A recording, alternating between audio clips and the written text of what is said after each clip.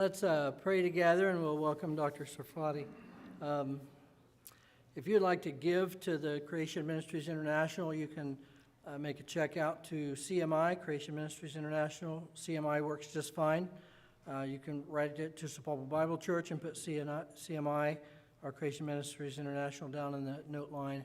Either way works just fine, and they'll take up to $2 million in one check, so feel free to. Is that okay, Doc? Is that okay? He says that's fine. So whatever you want to do on that, we'll leave that with you and the Lord. So, well, this is a privilege. I guess we're going to talk about dinosaurs this morning, and this will be very fun and exciting, and he'll have some answers to your questions as well. So let's pray. Lord, we love you and we praise you. We thank you for this morning and the privilege to have Dr. Jonathan here. And I just thank you for him as a Christian man who loves you. And I thank you that you made him intelligent enough to understand many, many scientific things. And I just thank you for the challenge that we have to understand everything.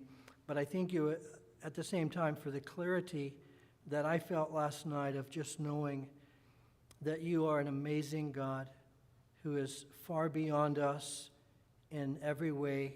And your greatness is unsearchable, and your knowledge is amazing. And we praise you, God, and we thank you for this opportunity to learn about a part of creation that is buried under the ground. And we thank you for the information you've given us, and we just pray for open eyes this morning and ready hearts to hear. We praise you, God. We thank you for Christ. We thank you that he would come and die on a cross to save us from all of our sin. We're so thankful for your mercy in that. In Jesus' name, amen. All right, let's welcome Dr. Sarfati.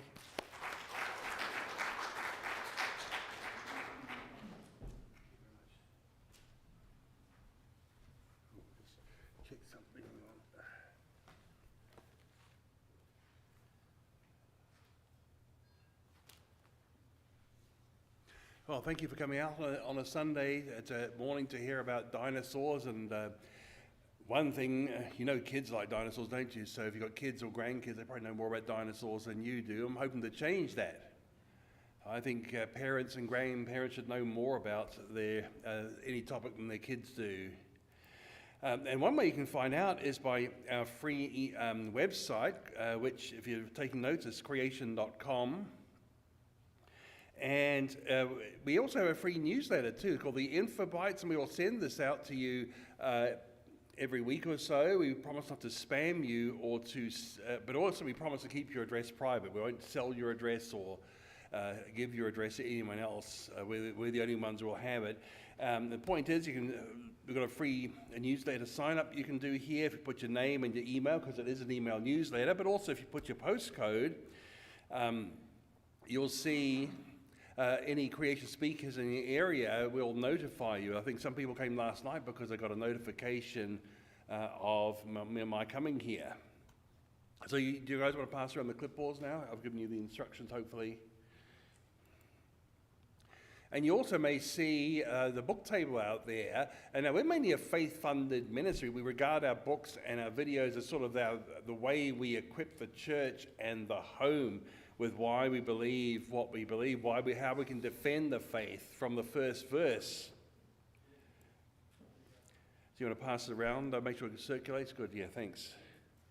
And of course, one of the things that motivates us is that we're supposed to give an answer to everyone who asks you, a reason for the hope that is in you. The Christian faith is not a blind faith. We're supposed to have reasons, answers, be prepared for them. And Jesus told us the greatest command: love the Lord your God with your heart, soul, strength, and your mind. There's nothing in the Bible about checking your brains in at the church door. But what happens, your kids come home from school or the Jurassic World movie, all those different things, they come home with questions like, where did all the water from the flood go? And is there life on other planets? And carbon dating is a popular one. I mean, and these are all answered in this book. This might be one of the best books you can have. I'll give you guys a chance to have a Q&A time after the Dino talk. And most of the time, from our experience, the questions are in this book. 60 questions, 20 chapters. In fact, we wrote this book because of our experience of question times. We wrote the book based on what the most common questions that people get asking. And of course, we've got this book here, this pack here. If you're working out where to start on something, this might be a good place, because you've got this Refuting Evolution for the high school student and a free video with this pack too. So it's a good one there. Now, before I talk about dinosaurs, I think it's important to define one's terms. I notice you're right next to the Jehovah's Witnesses, right? And you see, if they come knocking at your door, they use the same biblical terminology that you do, but they will totally redefine the words. When you actually get them talking, they define the words very differently from the way they should be used. So I like to define a term properly. And let's look at dinosaurs. One thing about dinosaurs is their unique leg structure. You see how they're vertical legs. They always have the upright posture. We think of lizards and crocodiles today, the Komodo dragons. They are not dinosaurs, must not be called dinosaurs, because their legs are sprawled to the side. It's a very different structure. Only the dinosaurs have their legs vertical. And you see at the end of this, the thigh bone or femur, and you have this, what they call a process, little part of the bone jutting out, and it goes into the hip there. That's how they can swivel and keep upright and be very efficient walkers and runners. Another thing that's different is they have a hole in the hip here, very prominent hole here. Other animals, including us, we have a cup shape there.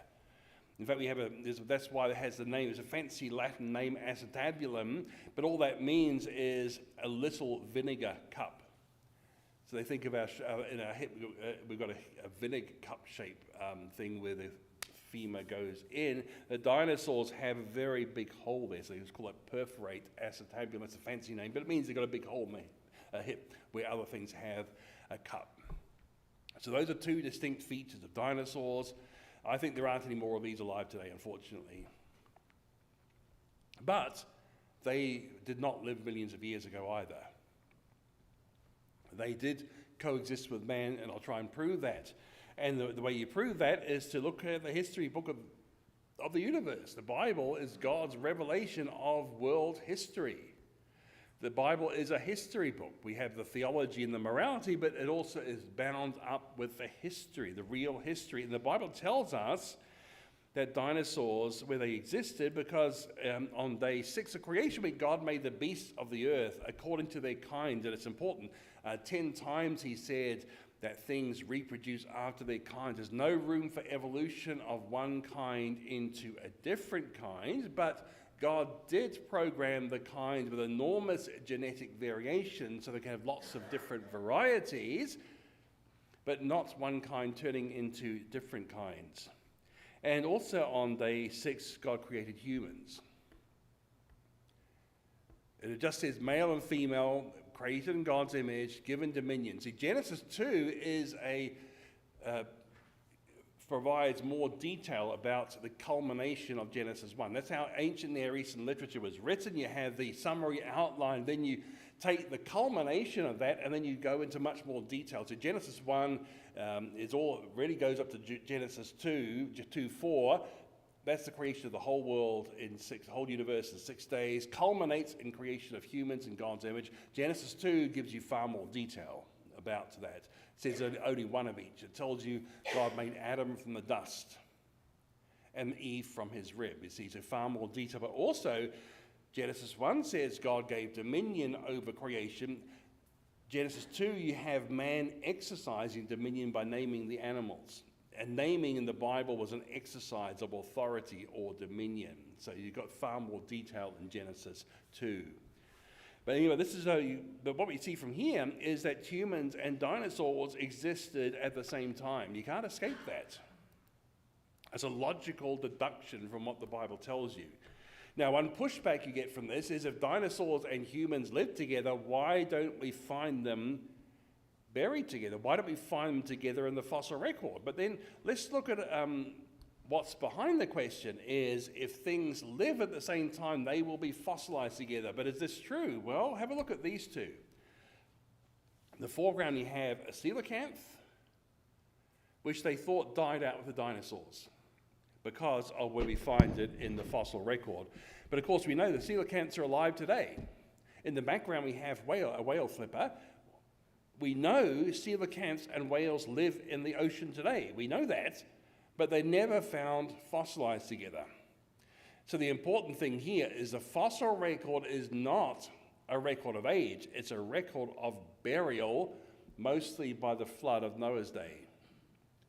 And when you understand that, you can understand a lot of what we see in the fossil record. And we don't find dinosaurs and humans because they didn't live in the same locality. Dinosaurs seem to live near the water edge. They were land creatures living near the water. That's why we find dinosaur fossils with a lot of sea creatures. That's where we find them. But of course, we know dinosaurs didn't live in the ocean with sea creatures. So what must have happened is the flood washed them together into some sort of basin. And so that's why you have the dinosaurs washed in and the sea creatures washed in. So that's why you find them buried together, which is curious, because we know they didn't live together with one sea, one's land, one sea, one's land, but they're found buried together because of where the dinosaurs lived, and humans lived in other parts, and mammals lived a bit further inland, it seems. Now, there should be no doubt that dinosaurs existed, okay? We find their bones. Some extremely big creatures, the biggest creature that had ever walked the land. Some are very huge. I mean, Brachiosaurus, this is head of tires, a 4-story building. It's big. And we got most of the bones of Brachiosaurus. It's almost complete skeleton. So the Brachiosaurus might be the heaviest dinosaur where we have a complete skeleton. So here's a little chart for comparison. Humans here. See, giraffes, the tallest creature today. But a lot of the dinosaurs are much bigger. I mean, Brachiosaurus is not just taller, it's much more massive as well. Giraffes is fairly slender, but the Brachiosaurus is very massive, maybe 50 times as heavy as a giraffe. That's how big it was. But blue whales are bigger, actually. So the biggest animal ever is still alive. Now, one thing about size is you can't just scale up and hope things will work. It doesn't work that way. It's called the square cube law. It's one thing, it's interesting science here. You see, if you think of the Gulliver's Travel, you scale up a normal human 12 times, what would happen is there's muscles and bones.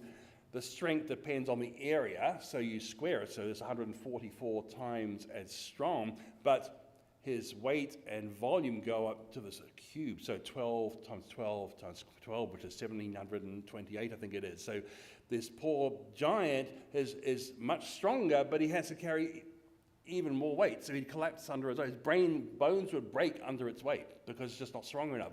So when you look at the biggest animals, they had to have much thicker legs in proportion.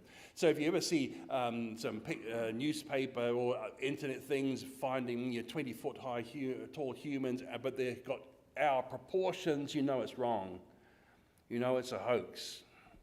Our body plan is not really designed for anything above about 7.5 feet tall. Once you get past that, everyone has problems. I mean, everyone who's been over 8 feet tall has had problems. It's just too tall for our body plan. And the same goes for scaling things down. You have to have different body plans for very small things too. Now, one example, which I think you can appreciate, is just height. How do you get blood from your heart to the head? It has to push up against gravity, right? So a giraffe has to have a blood pressure of 300 over 180, roughly, okay? That's a lot, isn't it? If you know your blood pressure, you should know it, okay? You should be about 120 over 80. 120 over 80 is a good number. 300 over 180, you die of a brain rupture, a hemorrhagic stroke. Okay, that's a problem. But the giraffe needs that high blood pressure to get the blood up the brain, okay? Which means it needs a very powerful big heart and sort of a heart that's designed to pump that sort of pressure out. But what happens when the poor giraffe drinks, though? Why doesn't it blow its brain out? No gravity to work against, so why doesn't it blow its brains out with that blood pressure? Well, the answer, scientists worked out on this for decades to try and work out what happens. I mean, there must be something going on here, but they realized there's some veins down here, so the blood, when the giraffe goes down, blood pools, and therefore doesn't get back to the heart, so the heart has less to push against, blood pressure automatically drops. It's an automatic blood pressure regulating system. But when the giraffe raises the neck, blood pours back into the heart, pushed up almost immediately to the brain. You see, you know what it's like? You're lying down and you get up too quickly, you feel very lightheaded. You know, because the blood hasn't quite got to your brain yet, that's why you feel lightheaded. But the giraffe, it doesn't happen to him because of this design system. You see, you can't just scale things up. You have to have designs to cope with the demands of being very tall. Now, go back to the Brachiosaurus, which is much taller than the giraffe. It would need a blood pressure of, say, 750, okay? So extremely high blood pressure, so very powerful heart. What else did it have? I really can't tell you because we only got the bones. So I don't know what else it had. But you know, God must have put some designs in there so it could cope with having its head way up here, but also when it came down to drink. So see what I mean? You just can't scale up things. You've got to have designs for something which is really big. And I'm giving you some clues about some of the designs that are needed. Now, when it comes to the biggest dinosaur, I mean, people have their ideas of what the biggest was. Like, for instance, Amphicelius was a candidate here, and you look at it, it's off the charts. You see, that's how big they think it was. Maybe 200 feet long and 122 tons. Okay, this is actually would be bigger than the blue whale if this thing existed. But then you have to ask, what is the evidence for it? See, what's the evidence for this creature here? Well, I'll show you. See, the black part here is the reconstruction. The white part is what they found. Now, I don't know about you, I'm not convinced that they really know what the tail or the neck or legs look like if they've only got one bone in the back, in the spine, a vertebra, a single vertebra, and it's a broken vertebra, and we've lost it, and they've lost the actual bone it's based on, so you can't even go back and check what the bone was. A partial bone, and they made this creature from this partial bone. I don't think so somehow. But when you think of things like Diplodocus here, and look at a human for scale, we've got most of the bones. You see, Diplodocus is a very long animal, and we have the bones to show it. But when you look at some of these other really big animals, well, we've got some question because, again, that we're missing so much of the skeleton. And one candidate for the biggest might be this thing here called Pagatotitan. Here, again, here's a humans for scale. But I've got different coloured bones there because it's 4 different specimens they've put together.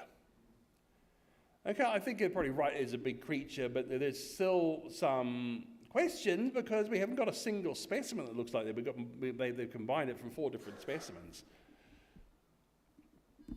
Or you have this creature here called Dreadnoughtus, and again, we've got most of the lower skeleton, human here. So a big creature, we haven't got much of a neck and we haven't got the head. So we've got a few question marks about how long it was here, but we've got a good idea what it was like here. And these bones here are actually muscle attachments. They protect blood vessels and nerve, but they also attach powerful muscle. You can tell they've got scars left on the bones from where the muscles attach, okay? So you can tell what sort of muscles were on the tail from these bones here. And the discoverers said this was a 30-foot-long weaponized tail. That's really big. Powerful weaponized tail. Again, because we have the bones, we've got an idea what it had there. So there are some things we do know because we have the record for it. Now, this is an important thing to think about because I'm going to ask this question about dinosaurs in the Bible. Now, it's interesting, the word is not there, but I think the creature is there. I mean, those guys next door will try and bully you and say, well, the word Trinity is not in the Bible, so you shouldn't be using it. But the fact of the Trinity is in the Bible, make no mistake. The Father is God, the Son is God, the Holy Spirit is God, and there's one God. But the fact of the Trinity is taught in the Bible, but the word is not there. Okay, so they'll still bully you and tell you don't use words that aren't found in the Bible, and you can point out to them the word Bible is not found in the Bible. So the argument is self-refuting. They're cutting off the branch they're sitting on. Now, again, with the dinosaur, the word isn't there, but I believe the fact is there. I mean, for instance, the word, of course the word is not there because it wasn't invented. When you look at the history of the English Bible, you got before the King James Bible, you have the Geneva Bible. The Pilgrim Fathers took the Geneva Bible with them. And you got the Wycliffe Bible in Middle English, so it's even earlier.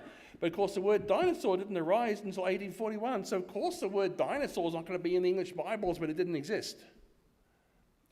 And it's interesting, we find the word dinosaur invented, it means terrible lizard, because Richard Owen, a leading scientist of his day, at least when it comes to anatomy and paleontology, he realized there were certain creatures that were unknown to the science of the day, but they all had things in common, so he named them dinosaurs. Now, he was a big opponent of Charles Darwin, by the way. I mean, a lot of leading scientists opposed Darwin at the time. Unfortunately, the Church of England had a lot of Darwin supporters, which is really quite a problem, because you did have a religion versus science battle, but it was the opposite way of what you might think. Some leading scientists opposed Darwin, some leading clergy supported him. Not too different today, actually. But the point is, dinosaur is a modern word. In fact, it's an older word than calculator. I mean, some of you might remember having to use log books like this, log tables and slide rules, before calculators. You remember that? Yeah. But the word calculator goes back to the 1300s, the 14th century. So the word calculator is a much older word than dinosaur. You don't think of it that way, but the dinosaur is a very modern word. But there are things like the book of Job, which I think was completed around the time of Jacob, okay? The Genesis, of course, goes back to the creation of the world, but I think Genesis goes there up to Joseph, but I think Job was finished before them. Why I say that is that there's no evidence of priesthood there. He sacrificed animals, but by Moses' time, of course, the priesthood would be sacrificing. So it's definitely written before Moses and the priesthood. Okay, that's why I think there's certain other things. The age span matches sort of Abraham's sort of age span. Okay, that's why I say it's an early book. But in Job, we have this information here about animals. We know what the animal was, no question there. But then you get to Job 40, we get this strange thing called a behemoth. What's a behemoth? Well, the translators didn't know, so they didn't translate the word. This is a Hebrew word. They left it alone because they didn't know. And it's also a Hebrew plural word. Behemah means one beast. Behemoth means more than one. It's a plural word, but it's clearly a single creature. So why do we have this plural for a single thing? It's because it's saying this is the beast of beasts. So it's the biggest creature God had made. He's a plant eater. But it says he has a tail like a cedar. Now, what creature has a tail like a cedar? This is what a cedar is. It's the biggest log of a tree in the Middle East, and King Solomon made his temple out of cedar from Lebanon because it was the biggest tree around, a very good tree for building. Okay, so big tree, but some of the study Bibles have been so evolutionized, I'll tell you, behemoth must be an elephant, but it's been an elephant with a tail like a cedar. Can't tell me, okay?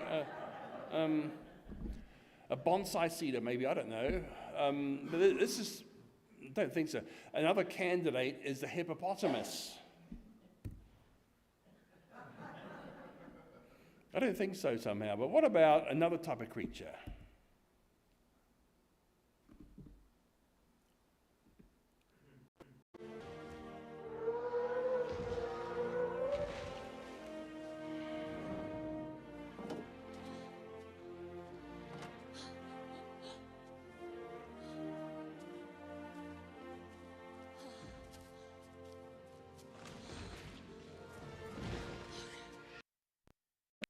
I mentioned this one, weaponized tail, 30 feet long.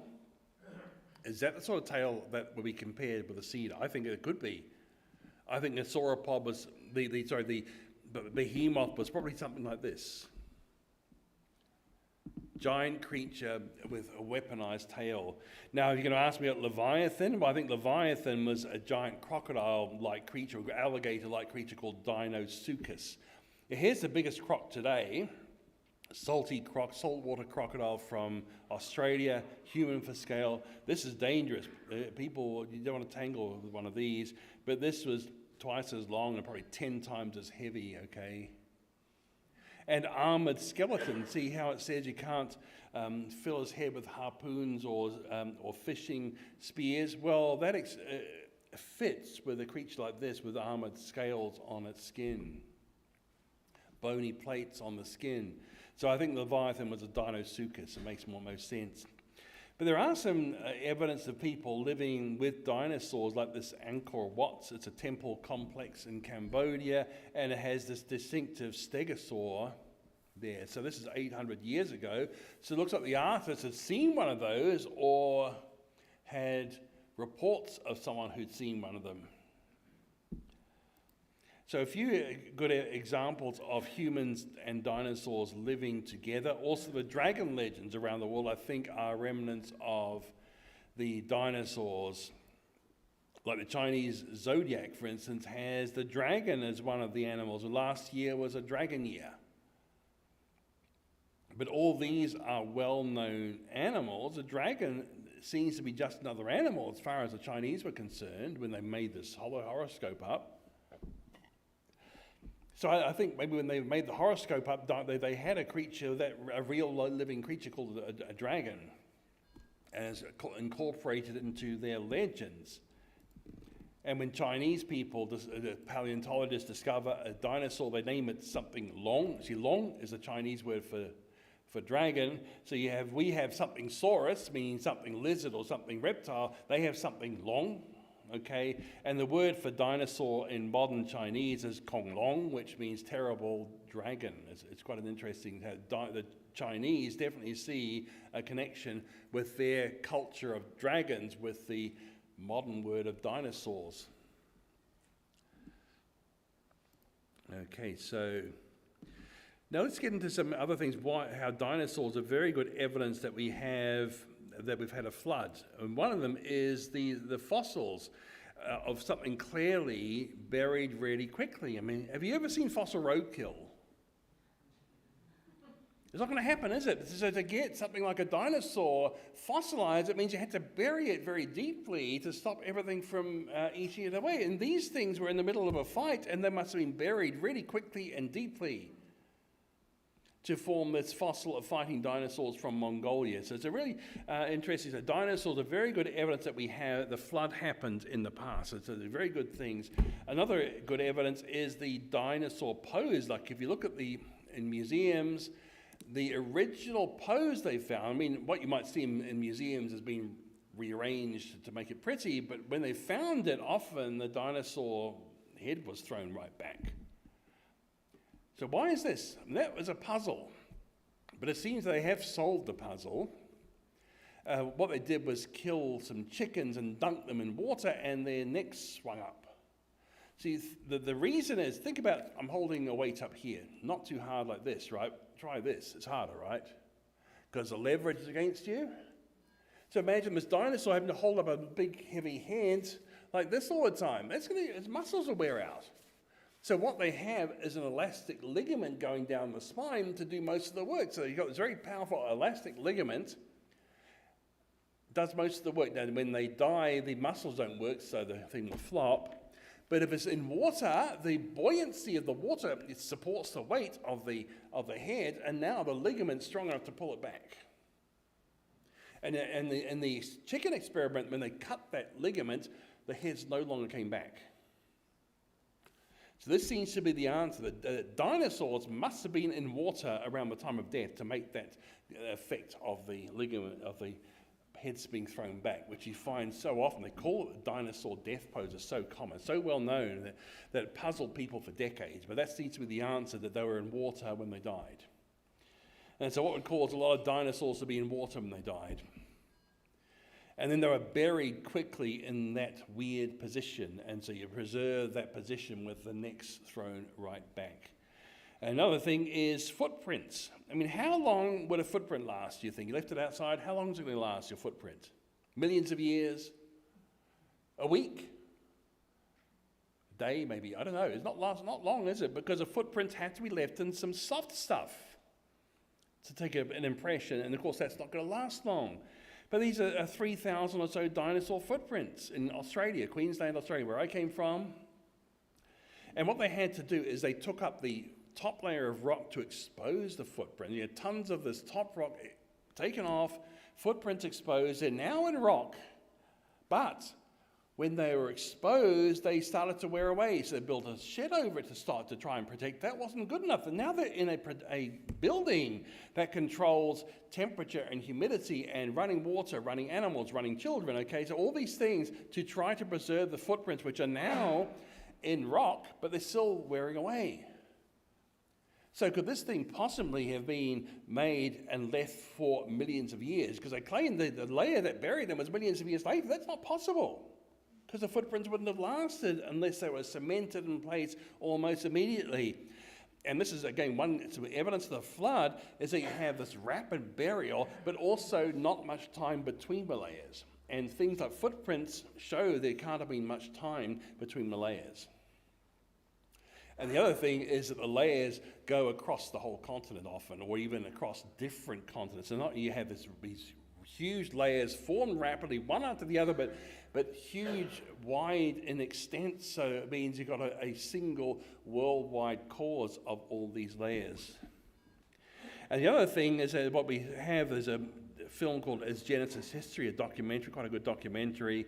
And the paleontology PhD notices that not just dinosaurs, but just about every creature they look at, you find the footprints down here, the creature that made them up here. Well, obviously, these can't be millions of years apart because the creature isn't going to live that long.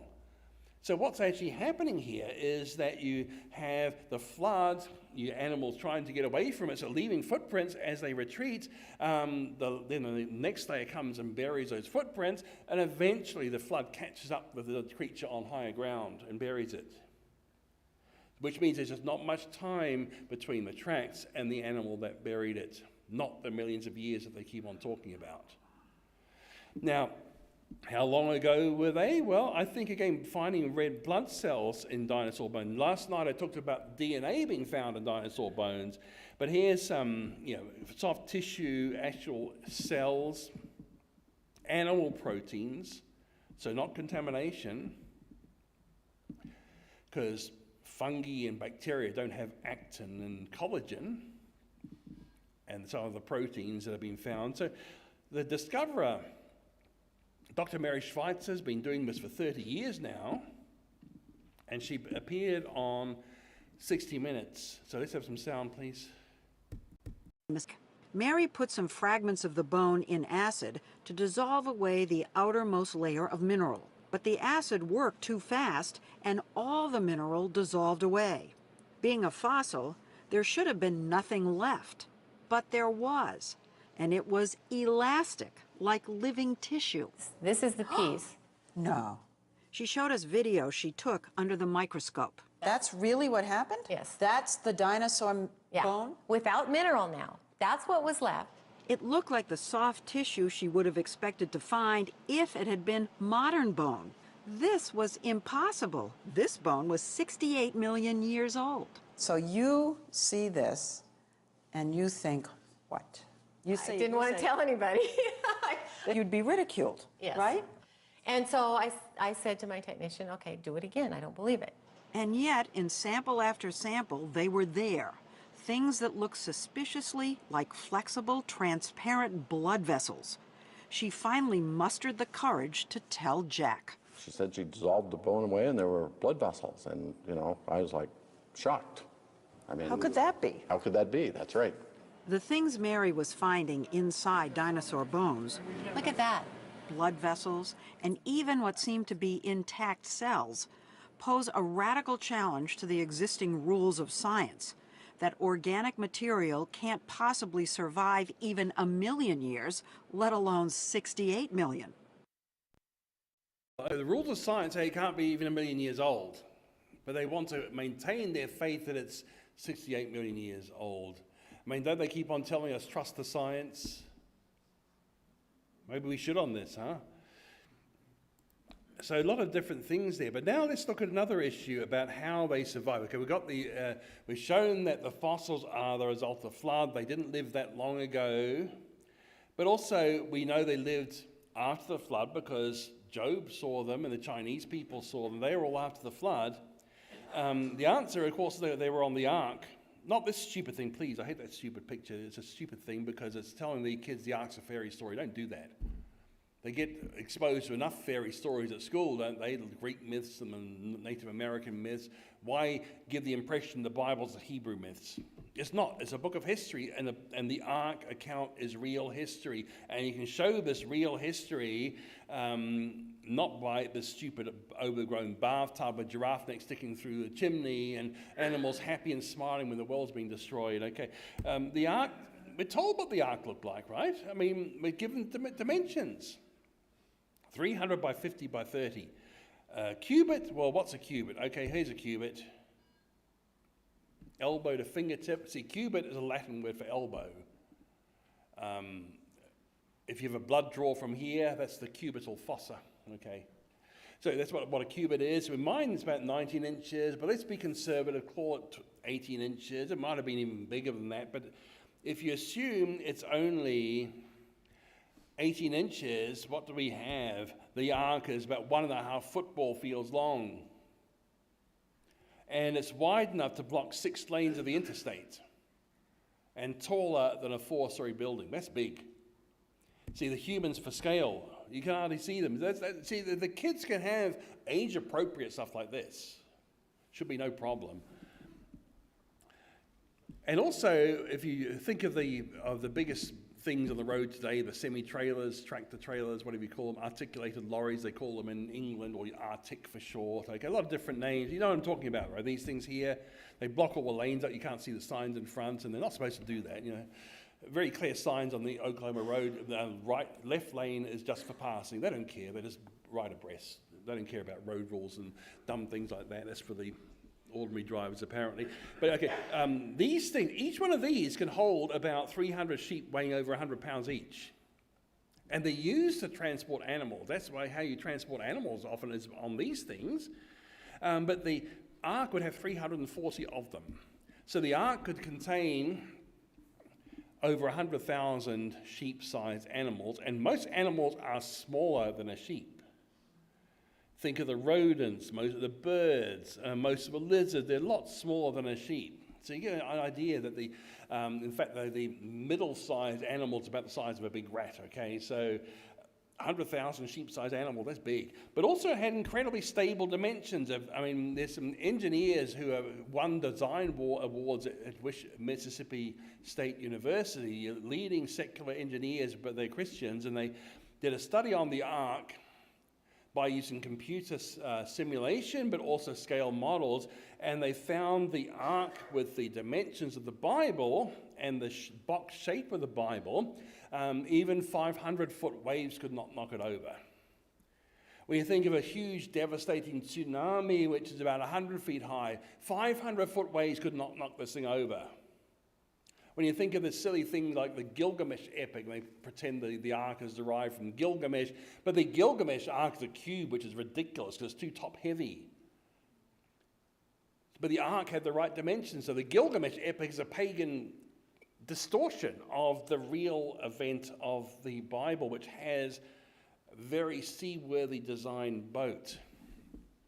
But as legends grow, well, you've got 3 dimensions of the Bible, only 1 dimension if you have a cube, and it looks much bigger and fancier if you have a cube, but it's actually a stupid shape for a boat. Now, it's interesting, neither the Israelites nor the Babylonians and the Sumerians were seafarers, and yet the biblical culture had this amazingly well-designed boat. That really was unsinkable. I mean, they pretend that the Titanic, even God couldn't sink the Titanic, they said. Okay, but God actually designed this one, and it really was unsinkable. He made it that way. Now, what was on the Ark? Well, you don't have to take... see, birds were on the Ark because Noah, in fact, sent a dove. Okay, so we know doves were on, but doves and pigeons are the same created kind. Okay, but I think ladybugs were not. You see, the flood wiped out things that can't breathe through nostrils. Okay, so the insects weren't on the Ark. They could have survived on vegetation rafts because the flood would tear up trees and bushes and things and knock them together to form these gigantic rafts, and small things like insects could survive on that. Maybe the big insects like the giant dragonfly, like creatures with wings like this, couldn't survive. That's why they're extinct. Okay, but Most insects could, okay. But things like jellyfish and dolphins were not on the ark because you don't have to rescue sea creatures from a flood. Now, many died in the flood because the flood erupted in the sea, so it buried a lot of the sea thing, which is why the sea creatures are on the bottom, but you didn't have to build an ark to rescue them. But this creature was on the ark, I think. Well, it must have been. Well, but look at the logic here. God said to Noah, take 2 of every kind of land animal that lives. If the stegosaur was buried in the flood, it means it must have been alive before the flood. So logically, Noah must have taken 2 of every kind of dinosaur on the ark. You can't escape the logic here. So the passengers on the ark were land vertebrates, animals with backbones. So no congressman.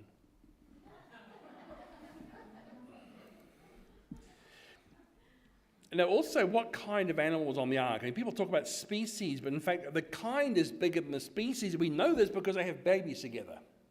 See, lions and tigers have babies called liger. If it's a male lion, female tiger, it's called a liger. If it's the other way around, it's called a tigon. See, the biggest cat today is a liger. But also, they can breed with leopards. They can have babies with leopards. Leopards can have babies with slightly smaller cats. And so on until you get to the pussycat. So you can't breed a pussycat with a tiger, but there are creatures in between that can be. So I think there's one cat kind with all these varieties. So one cat kind went on the ark, and all the varieties came from that cat kind. When you look at a few things, there are a few of these things which are quite fun to think. Karma, camel and llama, same kind. They can have babies, okay? Another one, beefalo. And the zonkey, and there's also, that means that the horse, the zebra, and the donkey are all one kind. Just one kind on the ark for them.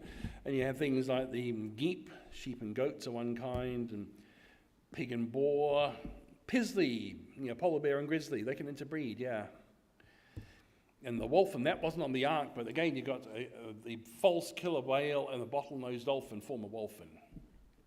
So if we do the numbers here, even if you say a kind was a species, when you realize there's only the land vertebrate species, it's doable, 60,000 animals to be on board if a kind was a species.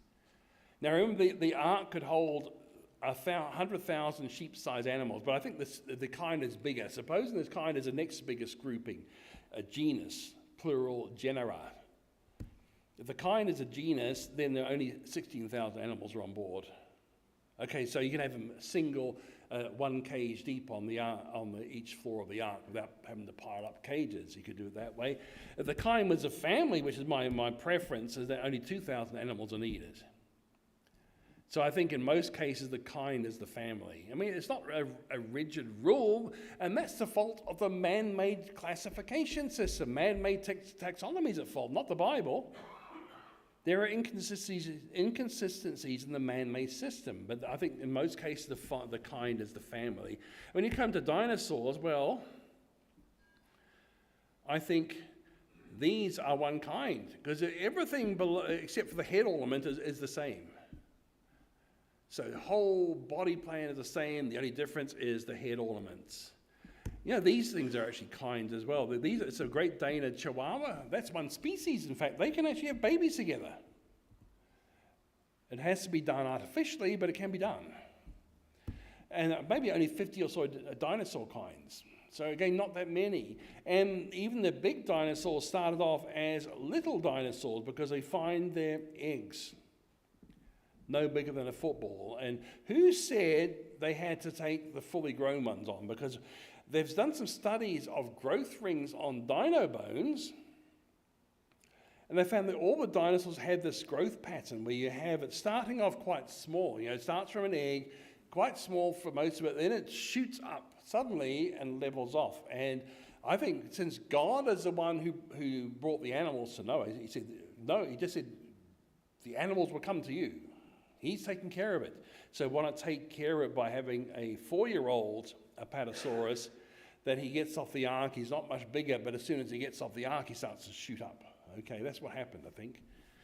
So the dinosaurs were all pre-growth spurts. So that's how you fit the dinosaurs on the ark. It's not too difficult, really. And when it comes to dinosaurs, I mean, lots of different theories have been thought of, and the popular one is the asteroid impact. But the problem is, why didn't it wipe out crocodiles? Or moths or frogs? You see, they were flowering plants were supposed to be living there. They weren't wiped out, but the dinosaurs were wiped out. Why? It's a problem. Because they claim dinosaurs ruled the earth for 180 million years, and they're the ones who get wiped out, but not the frogs and the moths. It doesn't make much sense to me, to be honest. And my favorite theory for dinosaur extinction is that tobacco evolved. They all died of lung cancer. But I think the flood wiped them out, and humans did a lot of hunting. I think that's the main thing, is humans probably hunted them to extinction. I mean, you think about dragon legends. I mean, you find the dragon legends ended with a human killing the dragon, okay? So they wiped out the last dinosaur in the area. Okay, that's not very nice, but that might be why the dinosaurs became extinct. So let's look at some things. A lot of things I could be talking about. I mean, I've written this whole book on dinosaurs, okay? For the high school and adult, it covers a lot of things, lots of pictures of different types of dinosaurs, and also things like the marine reptiles and the flying creatures, which aren't dinosaurs. Also things like what they eat, when do they live, what happened to them, how do they support the flood, and the short age of the time of the timeline. So a lot of different information there. If you want something younger, this book for younger kids, and this for older kids, maybe middle school. I think most adults will learn from a book like this. You probably haven't heard of a lot of the stuff there. And we have this discounted dino pack there. So this has books for three different age ranges, actually. So you've got kids, they will grow. Even if they're only at the age of understanding this one, they will grow till they understand this one, then this one, and has some flashcards, and it's discounted anyway. So a lot of different things on the book table. You might also like this book called Christianity for Skeptics, if you want to learn about how to defend the Christian faith in general. If you want something to go through for a homeschool or for a high school or a Sunday school, you might like this Genesis Academy set, which has got 12 videos, come to the free study guide. So lots of different materials out there that would help you understand dinosaurs better. I think I might have time for one or two questions, if you like. I know you've got to get ready for the next service. I don't want to take you too long, but maybe one or two questions you want to ask? Yes, sir, please. You were talking about 7.5 foot tall, and beyond that you start having problems. Yes. So I don't remember what it said about Goliath. Can you? Well, Goliath, I think, was while he was alive, of course, he's going to be very strong, because remember, your strength goes up to as the square of your height. So he'll be very strong, but he doesn't seem to be very fast moving. But of course, the weight of the spear he carried was really massive. So incredibly strong man, but not fast moving. And I don't think he would have lived long anyway if he'd actually survived the slingshot. Okay, so I believe the Hebrew text says Goliath was about 9.5 feet tall, thereabouts. That's very much an exceptional thing. I believe that's what the Bible's account is correct, of course, but it doesn't mean I think he was necessarily healthy. But while he was alive, he'd be a very powerful person of the army, just because of his amazing strength and how far he could throw a spear must be quite amazing. And the force he could put behind a heavy spear would make him very formidable. But David came at him with a slingshot, and he didn't have the maneuverability to escape that, or of course the element of surprise. And of course people think David was a little kid. No, he wasn't. He was a big guy, bigger than average. I mean, because he wouldn't even think about getting into Saul's armor if he wasn't a big man himself at the time, but nowhere near 9.5 feet tall though. That's huge. See, the Greek text makes him about 6'9", which I think is ridiculous. There's a friend of mine who's a creation apologist, Tim Chaffee, who's 6'9". Okay, he's big, but he wouldn't think Goliath was big if he's only as big as himself. But I think 9'9" is big. So I think so, yeah. Good question, yeah. Question, anyone? Yes, sir. There. So before the flood, there are men that have extremely long ages. Correct. Do you believe that the dinosaurs probably had extremely long ages as well, and that's part of the reasons why they grew so big? Well, that's an older theory, but evolutionists and creationists once thought that they were just very old creatures. But as I showed you, when you look at the bones, it looks like they shot up really quickly. So it doesn't have anything to do with the age of it. It's just that they had a very fast growth pattern, and they basically leveled off. So that's an older theory, which I think doesn't work for dinosaurs. It may well work for modern reptiles, but dinosaurs had this distinct growth pattern where they had this sort of teenage-like growth spurt. And the reason I think Noah, they had the lifespan dropped after the flood is because Noah was a very old father. So the older you are, the more mutations, copying mistakes you pass on in the male reproductive cells. And when Noah was 500 years old before he had his oldest son, Japheth, okay, so he's very old father even by the standards of their day. So I think the fact that he's an extremely old father explains why the lifespan's dropped after him, like Noah 950, Shem 600, and then a big drop after Shem as well. Then another big drop around the Tower of Babel time, where you got a bit of inbreeding going on because of populations being split up by the confusion of language. But I think the main thing with the pre-flood is Noah's great age of fatherhood is the reason for the drop after the flood. Okay? I think there'll be a few wrong. I think that's the only explanation that fits both Noah's lifespan and Shem's lifespan is the age of fatherhood. Oh, okay. Oh, yeah, go ahead. So, we have ice on the poles. Yes, we do. And you hear stuff about the earth being off or something. Is that, what can you tell us about that and the volume of water that's there? Well, in fact, if you go to the Creation Answer book that I mentioned, there's one chapter on the Ice Age, and we think the Ice Age was inevitable after the flood because the flood would warm up the oceans and therefore evaporate lots of water up into the clouds, but also the volcanic eruption would produce ash and aerosol that would act as a sunblock, because even big volcanic eruptions today can cool the world down. Measurably cool. So imagine the volcanism of the flood, enormous amounts of ash and aerosols cooling the continent, but you still got the warm ocean to push up water into the clouds that would then fall as snow and compact down as ice. And with the sun blocked off, ice would build up in certain places. I mean, a lot of the world was not iced up, okay? I mean, a lot of North America was, but back in New Zealand, the North Island of New Zealand wasn't iced up. The South Island was, the North Island wasn't. So a lot of the, in fact, Siberia wasn't iced up in the Ice Age. Very weird, isn't it? It's iced up, very icy now, but it wasn't in the Ice Age, which is why mammoths could live there quite comfortably. But it looks like the flood is what caused the Ice Age. And the polar ice caps seem to be what's left over of that. Yeah, so it's an interesting thing.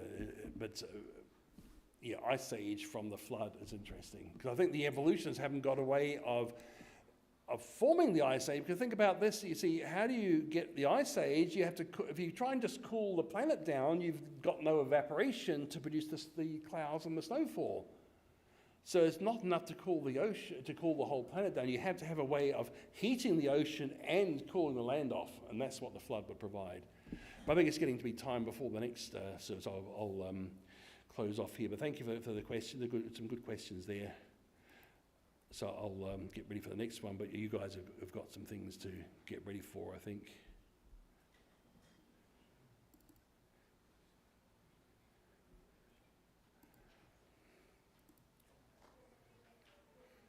Okay, I'll turn this off now.